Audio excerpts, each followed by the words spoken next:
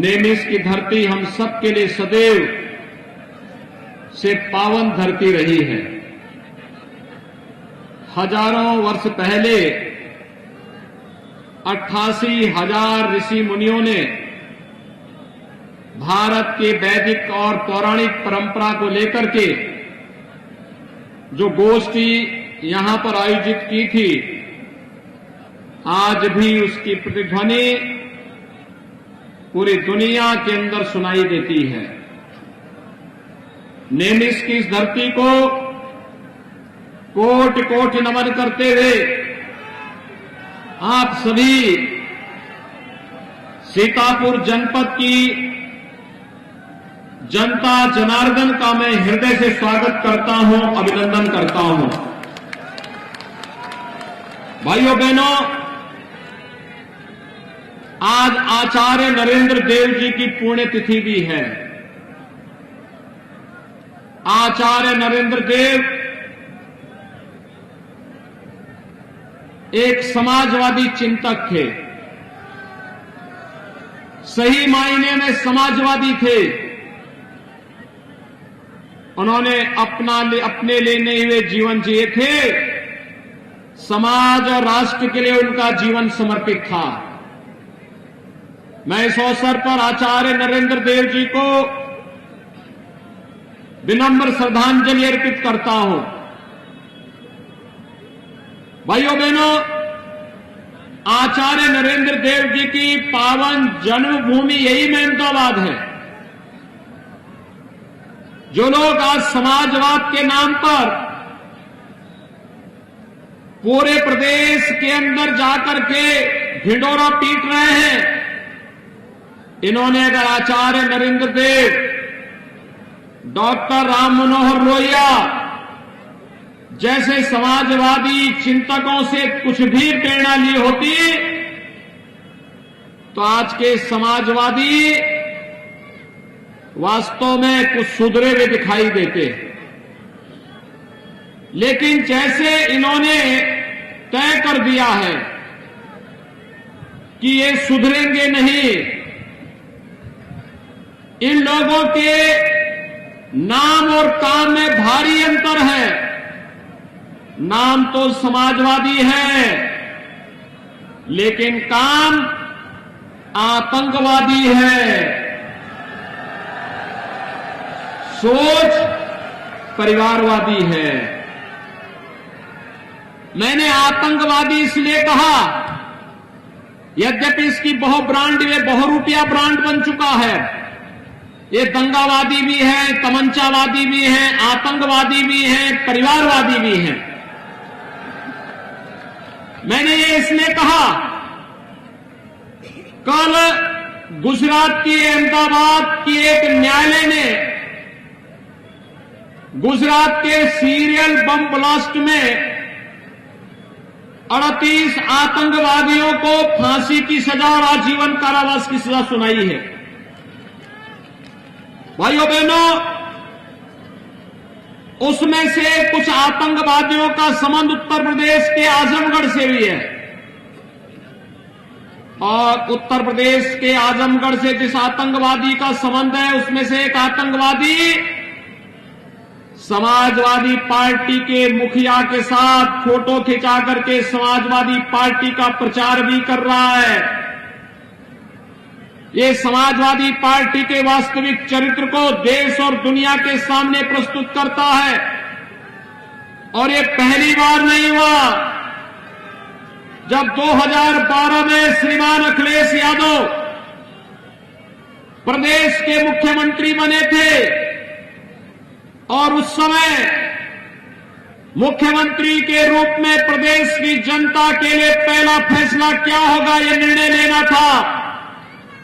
तो आपको याद होगा, उन्होंने किसानों के लिए नहीं, नौजवानों के लिए नहीं, महिलाओं के लिए नहीं, सरकारी कर्मचारियों के लिए नहीं, प्रदेश की सुरक्षा के लिए नहीं, प्रदेश की आस्था के लिए नहीं, उन्होंने पहला फैसला लिया था अयोध्या में राम जन्मभूमि पर हमला करने वाले काशी में संकट मोचन मंदिर पर हमला करने वाले, लखनऊ, अयोध्या और वाराणसी की कचहरियों पर हमला करने वाले, गोरखपुर, कानपुर और बिजनौर में सीरियल ब्लास्ट करने वाले आतंकवादियों के मुकदमों को वापस लेने का पहला फैसला किया था।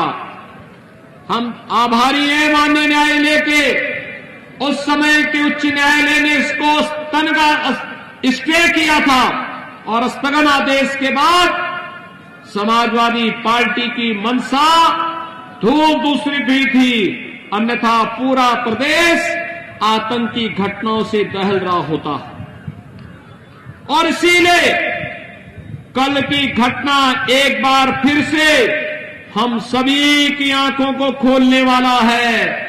नाम तो समाजवादी, काम आतंकवादियों के उस प्रश्रय देने वाला, और सोच परिवारवादी से बाहर ये लोग जा नहीं पा रहे हैं। भाइयों बहनों, 2017 के पहले प्रदेश के अंदर जो सरकारें थी, उनके पास न सुरक्षा का कोई एजेंडा था, न विकास का कोई विजन था, और न गरीब कल्याणकारी कार्यक्रम को आगे बढ़ाने की कोई सोच ही थी। प्रदेश में हर तीसरे दिन एक दंगा होता था, महीनों महीनों कर्फ्यू लगता था, माताएं बाजार नहीं जा पाती थी, बेटियां स्कूल नहीं जा पाती थी, नौजवान के रोजगार पर ये लोग डकैती डालते थे, कोई नौकरी निकलती थी, चाचा भतीजा और इनके महाभारत के सारे रिश्ते वसूली के लिए निकल पड़ते थे।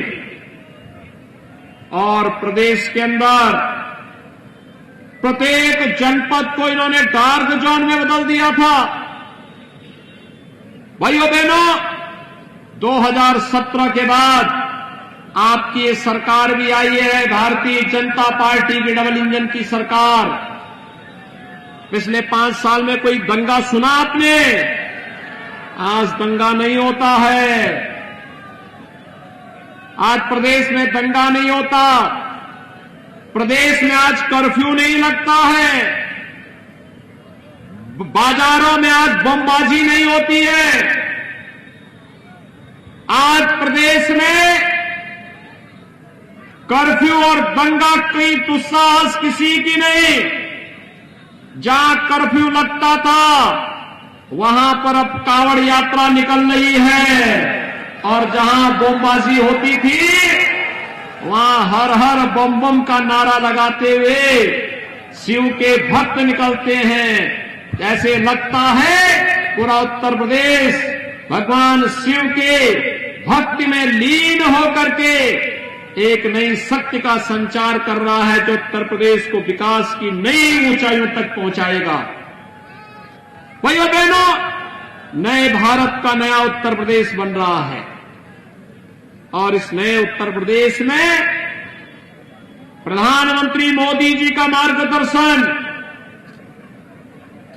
सरकार और संगठन के संयुक्त प्रयास और जनता जनार्दन का आशीर्वाद जब एक साथ लगा है, तो आज उत्तर प्रदेश देश का नंबर 1 प्रदेश बनने की ओर अग्रसर है।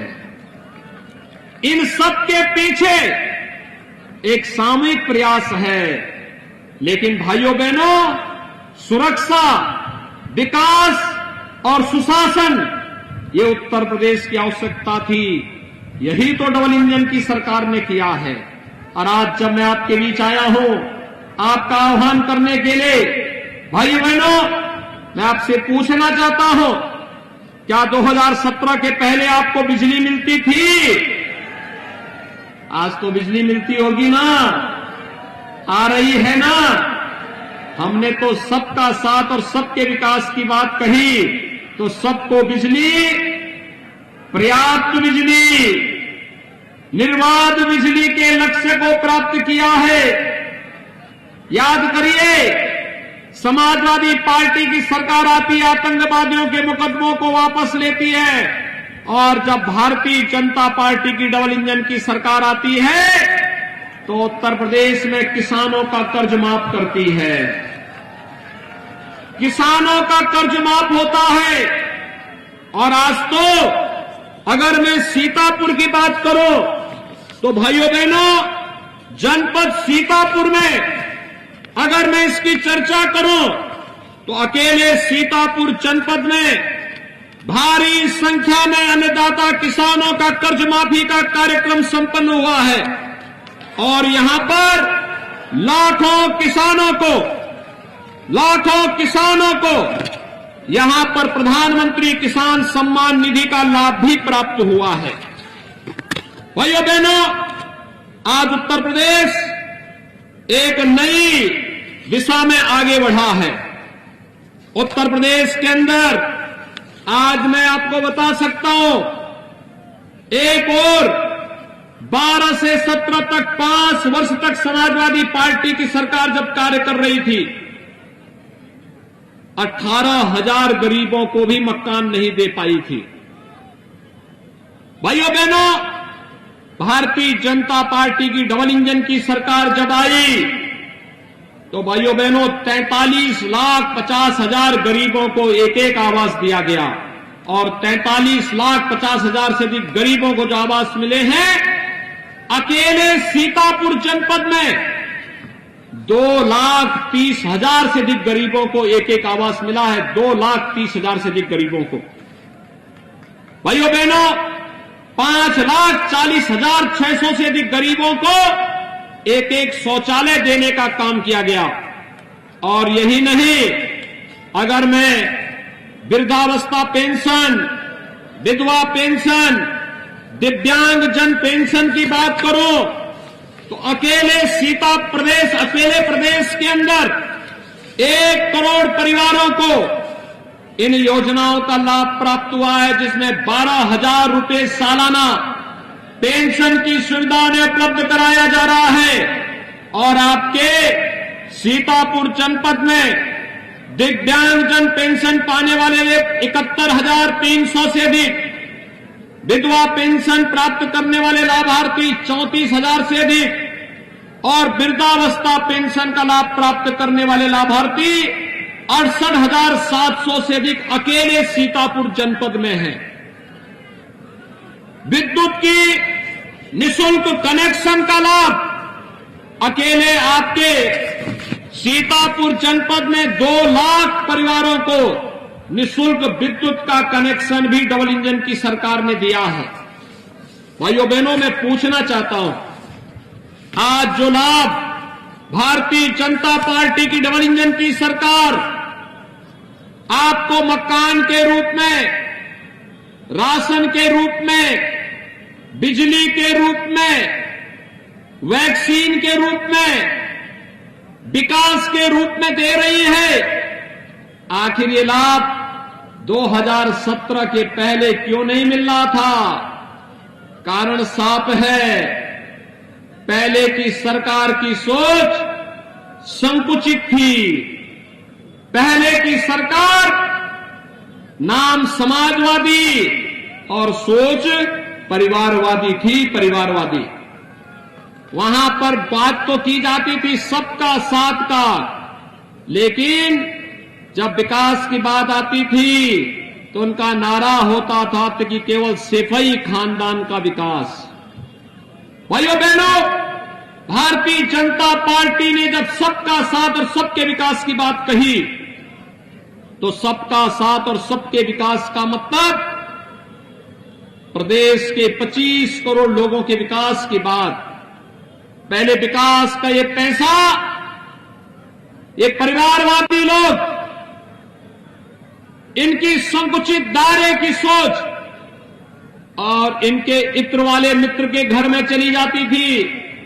आज भाइयों बहनों, इत्र वाले मित्र से पैसा निकल करके हम लोग गरीबों के घर तक पहुंचा रहे हैं। गरीब को मकान दे रहे हैं, गरीब को राशन दे रहे हैं, हर नागरिक को सुरक्षा दे रहे हैं। कोरोना कालखंड में आपने देखा होगा कि सरकार ने फ्री में टेस्ट, फ्री में उपचार, फ्री में वैक्सीन, सबको वैक्सीन देने का कार्य किया। आपने यहां पर मेहमदाबाद में कितने लोगों ने वैक्सीन ले ली है? कितने लोगों ने वैक्सीन ली है? आपको मैं धन्यवाद देता हूं, आपने वैक्सीन लिया है। ये वैक्सीन कोरोना के खिलाफ देश की लड़ाई का प्रतीक है। कोरोना हारेगा तो भारत जीतेगा। कोरोना हारेगा, भारत जीतेगा। और जो लोग कोरोना के समय वैक्सीन के खिलाफ दुष्प्रचार करते थे, कहते थे वैक्सीन नहीं लेंगे क्योंकि ये भाजपा का वैक्सीन है, ये मोदी वैक्सीन है, आज उनको करारा जवाब दिए जाने की आवश्यकता है कि कोरोना की थर्ड वेव कब आई, कब चली गई, कोई पता नहीं, क्योंकि हर व्यक्ति ने वैक्सीन ले लिया था, टीका ले लिया था। टीका का ये प्रभाव है कि आज हर व्यक्ति की जान बची है। जो लोग जान के साथ खिलवाड़ कर रहे थे, भाइयों बहनों, आज उनको बताइए कि अगर मोदी वैक्सीन के कारण जान बची है, भाजपा वैक्सीन के कारण जान बची है, तो वोट भी भारतीय जनता पार्टी के ही चुनाव चिन्ह पर हम लोग देंगे। ये जवाब उनको दे जाने की आवश्यकता है। भाइयों बहनों, सरकार ने संकल्प लिया है, भारतीय जनता पार्टी की डबल इंजन की सरकार प्रदेश के अंदर सुरक्षा, प्रत्येक नागरिक के जीवन में खुशहाली, प्रत्येक प्रदेश के बिना भेदभाव के प्रत्येक जनपद में विकास की योजना को लेकर के प्रभावी ढंग से आगे बढ़ेगी। और आज उसी अभियान को आगे बढ़ाने के लिए मैं मोहम्मदाबाद में आपके बीच आया हूं, आप सबसे अपील करने के लिए कि भारतीय जनता पार्टी ने श्रीमती आशा मौर्य जी को अपने प्रत्याशी के रूप में मोहम्मदाबाद विधानसभा सीट पर पुनः अपना प्रत्याशी बनाया है। बिस्वा से श्री निर्मल वर्मा को अपना प्रत्याशी बनाया है और सिधौली से श्री मनीष रावत भारतीय जनता पार्टी के प्रत्याशी के रूप में आपके बीच में यहां पर उपस्थित हुए हैं। भाइयों बहनों, मेरी आप सबसे अपील है, भारतीय जनता पार्टी के सभी प्रत्याशी जनता जनार्दन की सेवा के लिए अपना पूरा समय देंगे।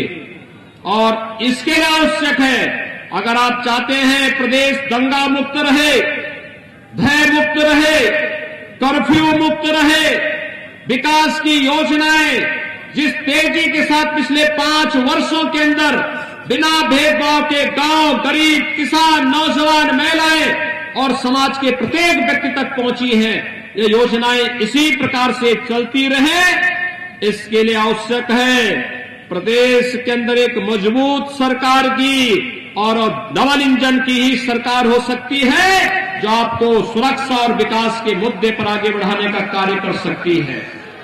लेकिन मजबूत सरकार के लिए